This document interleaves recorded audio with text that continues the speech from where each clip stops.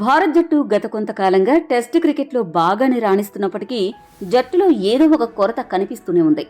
సొంతగడ్డపై భారత్ జట్టు ఎప్పట్లాగే తిరుగులేని ఆధిపత్యం కనబరుస్తూ ఉంటుంది. కానీ విదేశాల్లో మాత్రం కొద్దిగా తడబడుతూనే వస్తోంది. ఇటీవల జరిగిన దక్షిణాఫ్రికాతో టెస్ట్ సిరీస్లో సైతం భారత్ జట్టు మొదటి టెస్టుల్లో బాగా ఇబ్బంది పడింది. రెండో టెస్టుల్లో బౌలర్లు రాణించడంతో భారత్ జట్టు సిరీస్ను సమం చేయగలిగింది. ఎప్పుడైతే ఓపెనింగ్ బ్యాట్స్మెన్ విఫలమవుతున్నారో ఆటోమేటిక్గా మిడిల్ ఆర్డర్ చేతులు ఎత్తేస్తోంది. అలా కాకుండా మిడిల్ ఆర్డర్లో నిలకడగా ఆడేందుకు భారత్ జట్టుకు సరికొత్త అస్త్రం దొరికింది. అతడి భారత్ జట్టు సీనియర్ టెస్ట్ ఆటగాడు చటేశ్వర్ పుజారా. ప్రస్తుతం జరుగుతున్న రంజీ ట్రోఫీలో సౌరాష్ట్ర జట్టుకు ప్రాతినిధ్యం వహిస్తున్న పుజారా జార్ఖండ్ పై అద్భుతమైన ప్రదర్శన చేశాడు.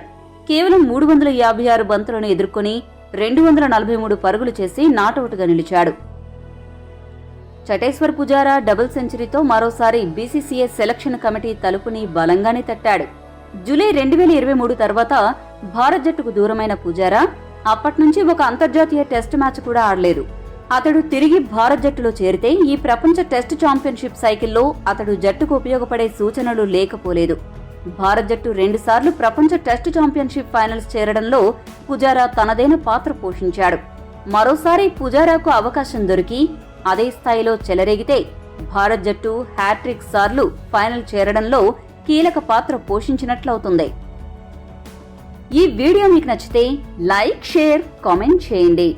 మరిన్ని స్పోర్ట్స్ అప్డేట్స్ కోసం మా ఛానల్ను సబ్స్క్రైబ్ చేసుకోండి.